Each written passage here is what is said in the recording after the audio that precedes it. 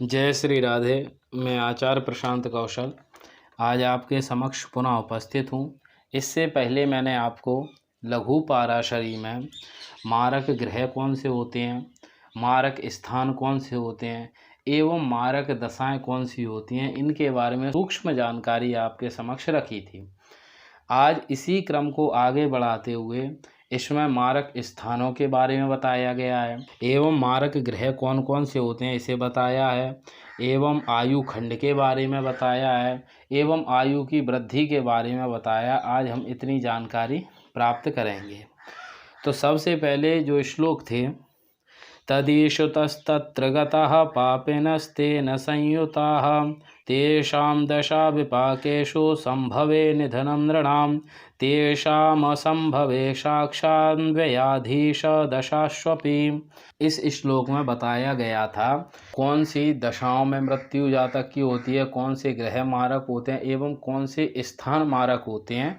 इनमें से सूक्ष्म बातें कुछ थीं, उन्हें मैंने आपके समक्ष रखी थी। आज इसी क्रम को आगे बढ़ाते हुए आज हम जानेंगे कि मृत्युप्रद ग्रहों का निर्णय हम किस प्रकार करते हैं। तो आपको मैं इसको विस्तार से समझाता हूँ।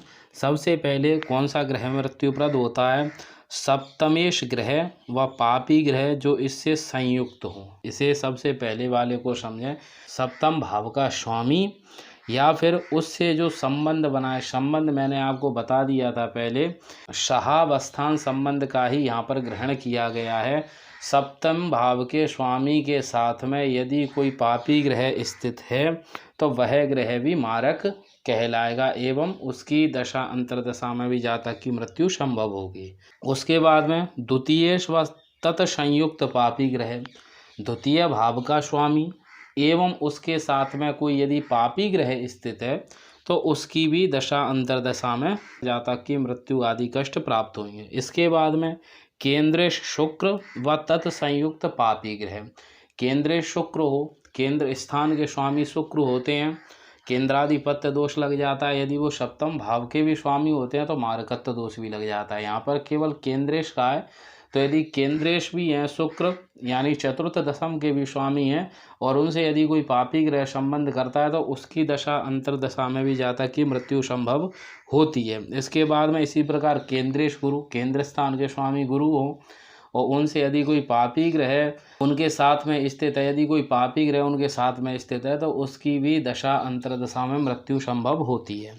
इसके बाद में व्ययेश ग्रह, व्ययेश से तात्पर्य द्वादश स्थान का स्वामी, उसके साथ में यदि कोई पापी ग्रह स्थित है तो पापी ग्रह की भी दशा अंतरदशा में वो भी ग्रह मारक कहलाता है। इसके बाद में व्ययेश के संबंधी ग्रह, व्ययेश जितने ग्रहों के साथ में संबंध बनाए हैं, चाहे वो शुभ ग्रह हो या फिर अशुभ ग्रह हो। इससे पहले बताया था केवल पापी ग्रह, लेकिन अब बताया कोई भी ग्रह हो, चाहे वो शुभ हो या अशुभ हो, तो भी उसकी दशा अंतरदशा में जातक की मृत्यु संभव होती है।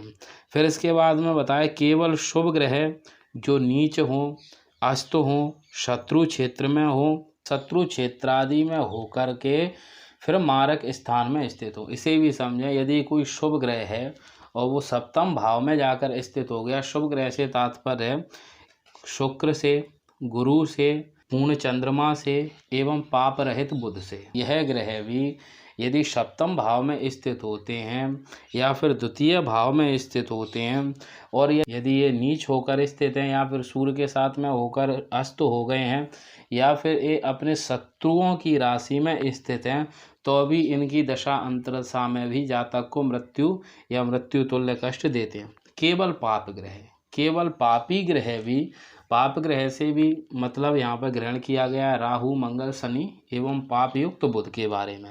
यदि किसी भी दशा अंतरदशा में मृत्यु संभव नहीं हो रही तो केवल पापी ग्रहों की दशा अंतरदशा में भी जातक को मृत्यु तुल्य कष्ट देते हैं। इसके बाद में फिर अष्टमेश के बारे में बताया गया है कि अष्टम भाव के स्वामी को ना ही नीच होने की आवश्यकता है, ना ही अस्त होने की आवश्यकता, किसी भी दोष की आवश्यकता नहीं है। यदि मारक ग्रह की महादशा अंतरदशा में अष्टम भाव के स्वामी की दशा अंतरदशा आती है तो जातक को मृत्यु या मृत्यु तुल्य कष्ट देते हैं। यहाँ पर यह तो स्पष्ट हो गया है कि यदि मारक ग्रह के स्वामी के साथ कोई पापी ग्रह संबंध करता है या फिर अष्टम भाव का स्वामी या फिर द्वादश भाव के स्वामी अपनी दशा अंतर्दशा में जातक को मृत्यु देते हैं। यदि इनमें कोई ग्रह नीच हो, अस्त हो या शत्रु क्षेत्रादि दोष से युक्त हो, इनकी मारकता फिर प्रबल हो जाती है। अब इन्होंने यहाँ पर आयु खंड का वर्णन किया है कि यदि आयु खंड में जो यहाँ पर ऊपर दशा अंतर्दशा एवं ग्रहों के बारे में बताया गया, तो इन्होंने कहा है कि यदि ये दशा अंतर्दशाएं यदि आयु खंड में नहीं पड़ती तो जातक की मृत्यु नहीं होती। वो जातक को मृत्यु ना दे करके केवल कष्ट प्रदान करते हैं। अब ये आयु खंड क्या होता है, इसे हम समझते हैं। सबसे पहले होती है अल्पायु। लघु पाराशरी के व्याख्याकार ने 32 वर्ष तक अल्पायु, 33 से फिर 64 तक मध्यमायु एवं 65 से 96 तक दीर्घायु मानी है। यदि जो ये आयु खंड इन्होंने बताया है 32, 64, 96, यदि 32, 64, 96 में ही इनकी दशा अंतर्दशा आ रही है, जब आयु खंड समाप्त होने को जा रहा है, जैसे अल्पायु 32 वर्ष की है तो 32 वर्ष की आयु में 32 वर्ष जब पूर्ण होने पर जा रही है, यदि उस समय पर मारक ग्रहों की दशा अंतर्दशा आ जाती है तो मृत्यु तुल्य कष्ट देते हैं।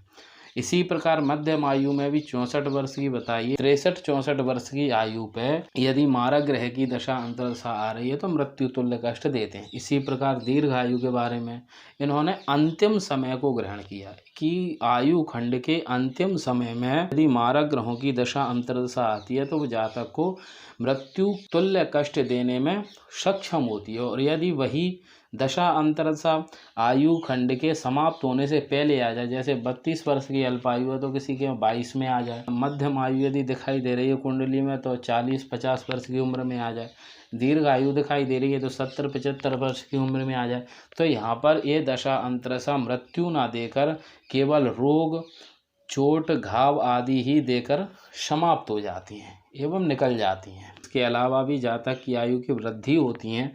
किस प्रकार होती हैं, यदि लग्न एवं लग्नेश सूर्य का मित्र हो या फिर अधिमित्र हो तो दीर्घायु होती है, शम हो तो मध्यम आयु होगी और अधिशत्रु हो तो अल्पायु होगी। अब इसे कैसे समझते हैं कि लग्नेश का सूर्य मित्र है या शत्रु है या फिर शम है, तो इसके लिए आपको एक मेष लग्न की कुंडली दिखाई दे रही होगी। तो इसमें आप समझें कि मेष लग्न की कुंडली में द्वितीय भाव में सूर्य स्थित है और चतुर्थ भाव में बुध स्थित है। तो इसका निर्णय हम करते हैं जिस भाव में ग्रह स्थित होता है उससे 3 भाव आगे एवं 3 भाव पीछे बैठा हुआ ग्रह उस ग्रह का मित्र होता है। तो द्वितीय भाव में बैठे हैं तो हम तृतीय भाव से गिनेंगे, तृतीय, चतुर्थ, पंचम। पीछे गिनाएंगे तो लग्न, द्वादश एवं एकादश, इतने भाव में बैठे हुए ग्रह सूर्य के मित्र होंगे। तो बुध चतुर्थ भाव में स्थित हैं तो सूर्य के मित्र होंगे। अब इसके बाद में हम देखेंगे नैसर्गिक मित्र एवं शत्रु। तो नैसर्गिक रूप से सूर्य बुध को समझते हैं शम और बुध सूर्य को समझते हैं मित्र। तो शम और मित्र, अब यहाँ पर आपने देखा कि सूर्य के बुध मित्र हो रहे हैं तो शम और मित्र बराबर मित्र हो जाते हैं। तो इन्होंने कहा कि या तो अधिमित्र कब होता है, बुध की जगह यदि गुरु होते हैं तो गुरु को सूर्य मित्र समझते हैं और गुरु भी सूर्य को मित्र समझते हैं, तो यहाँ पर मित्र मित्र अधिमित्र हो जाते हैं। और यदि यही स्थिति सूर्य के साथ में शुक्र की होती, शुक्र सूर्य को शत्रु समझते हैं, तो शुक्र यदि चतुर्थ भाव में स्थित होते तो मित्र शत्रु सम हो जाते। और यदि शुक्र इन 6 भावों के अलावा अष्टम भाव में होते तो शत्रु शत्रु अधिशत्रु हो जाते। इसे थोड़ा सा मैंने यहाँ पर सूक्ष्म बताया है, इसे आपको आगे विस्तार से भी बताऊंगा। तो इस प्रकार हम मित्र एवं शत्रुओं का ग्रहण करते हैं। तो इन्होंने कहा है कि लग्नेश, लग्न का स्वामी यदि सूर्य का मित्र हो तो दीर्घायु होती है, और यदि वो शम हो तो मध्यम आयु होती है, और यदि अधिशत्रु हो तो अल्पायु होती है। यदि सिंह लग्न की कुंडली है तो उसमें विचार कैसे करेंगे, तो उसमें चंद्र राशि से विचार करेंगे कि चंद्र राशि का स्वामी जिस भाव में चंद्रमा स्थित हैं उस भाव का जो स्वामी है वो सूर्य का मित्र है या अधिमित्र है या शत्रु है या शम है। तो इस प्रकार विचार किया जाता है। अब यह बात भी स्पष्ट है कि यदि आप किसी की आयु का निर्णय कर रहे हैं, हालांकि अभी विशेष रूप से यहाँ पर बताया नहीं गया, इसी श्लोक में आगे बताया जाएगा इसके बारे में, तो यदि किसी की आयु का विचार कर रहे हैं तो जितने अधिक जो ऊपर बताया गया है सूर्य के लग्नेश मित्र आदि हों, तो इस प्रकार के यदि शुभ योग उस कुंडली में बनते हैं तो उस जातक की आयु की वृद्धि होती है। और यदि इसी के विपरीत यदि अशुभ प्रभाव पड़ रहा है, अधिशत्रु आदि बन रहे हैं, तो आयु की वृद्धि ना होकर के फिर आयु क्षीण होती है। तो इस प्रकार विचार करके ही जानना चाहिए, समझना चाहिए। फिर इसके बाद में आयु वृद्धि करने के योग बताए हैं, उन्हें भी मैं आपको बता दूं। लग्न लग्नेश व चंद्र राशि का बली होना, लग्न बलवान हो एवं लग्न का स्वामी बलवान हो, एवं चंद्र बलवान हो एवं चंद्र राशि का स्वामी, जिस राशि में चंद्रमा स्थित है उस राशि के जो स्वामी हैं वो बलवान हो। बलवान किस प्रकार होते हैं, इसके लिए हमने पिछले श्लोकों में बता दिया गया है कि ग्रह किस प्रकार एवं भाव किस प्रकार बलवान होता है। इसके बाद में ये लग्न लग्नेश एवं चंद्र राशि, ये चारों शुभ ग्रहों से दृष्ट हों, शुभ ग्रह की इनके ऊपर दृष्टि हो, एवं यदि इनके साथ कोई ग्रह स्थित है तो वो योग कारक हो या फिर शुभ हो, तो भी आयु की वृद्धि होती है। इसके बाद फिर तीसरे को समझें, लग्नेश व चंद्रेश का केंद्र त्रिकोण द्वितीय एकादश या अष्टम में होना, ये भी आयु को वृद्धि करते हैं। यदि लग्न का स्वामी या फिर चंद्र का स्वामी यदि केंद्र में स्थित है, त्रिकोण स्थान में स्थित है, द्वितीय भाव में स्थित है, एकादश भाव में स्थित है या फिर अष्टम भाव में स्थित है, तो भी ये जातक की आयु की वृद्धि करते हैं। फिर इसके बाद में इन्होंने बताया है तृतीय भाव, षष्ठम भाव एवं एकादश भाव में ग्रह यदि स्थित हैं, वह ग्रह स्वाभाविक रूप से यदि पापी हैं, स्वाभाविक रूप से पापी कौन कौन से आपको पता है, मंगल, शनि, राहु एवं क्रूर सूर्य, यदि ये ग्रह स्थित हैं तो भी जातक की आयु की वृद्धि होगी। इसके बाद में लग्न में गुरु होना या फिर लग्न में गुरु चंद्र का योग, यदि लग्न में गुरु स्थित हैं क्योंकि शुभ ग्रह हैं, या फिर चंद्र और गुरु स्थित हैं तो भी आयु की वृद्धि होती है। फिर इसके बाद में बताया कि लग्नेश व अष्टमेश की एकत्र स्थिति या एकता, लग्न का स्वामी एवं अष्टम भाव, क्योंकि आयु स्थान है, लग्न का स्वामी एवं अष्टम भाव के स्वामी यदि एक साथ स्थित होते हैं तो भी आयु की वृद्धि होती है। या फिर यही ग्रह उच्च राशि में स्थित हो या फिर मित्र राशि में स्थित हो या फिर अपनी खुद की राशि में स्थित हो, लग्नेश व अष्टमेश, तो भी आयु की वृद्धि होती है। फिर लग्नेश गुरु व शुक्र का प्रथम भाव, द्वितीय भाव, पंचम भाव, नवम भाव या फिर केंद्र में होना, लग्नेश लग्न का स्वामी एवं गुरु एवं शुक्र या तो त्रिकोण में हो, केंद्र में हो, लग्न में हो या फिर द्वितीय भाव में हो, तो भी आयु की वृद्धि होती है। लग्न के स्वामी व अष्टम भाव के स्वामी दोनों आपस में अधिमित्र हों, बली हो या फिर शीर्षोदय राशि में हो। शीर्षोदय राशि आपकी स्क्रीन पर दिखाई दे रही होगी कि कौन कौन सी शीर्षोदय राशि होती हैं, तो या फिर शीर्षोदय राशि में हो। फिर इसके बाद में शुभ ग्रह केंद्र या त्रिकोण में स्थित होकर बलवान हो तो भी जातक की आयु की वृद्धि करते हैं। एक कुछ योग इसमें बताए थे आयु वृद्धि के, वो मैंने आपके समक्ष रखे। स्पष्ट बात यही है कि जितने शुभ ग्रह एवं लग्न लग्नेश, शुभ ग्रह जितना अधिक बलवान होंगे उतनी जातक की आयु की वृद्धि करेंगे, जितना ही शुभ ग्रह निर्बल कमजोर होंगे उतने ही आयु की क्षीण करेंगे। तो इस प्रकार के कुछ योग बताए थे। अब इसमें आयु क्षीण करने के योग बताए हैं एवं दीर्घायु, मध्यम आयु, अल्पायु को विस्तार से इसमें बताया गया है, उसे मैं आपको आगे वाली वीडियो में बताऊंगा। तो आज के लिए इतना ही। जय श्री राधे।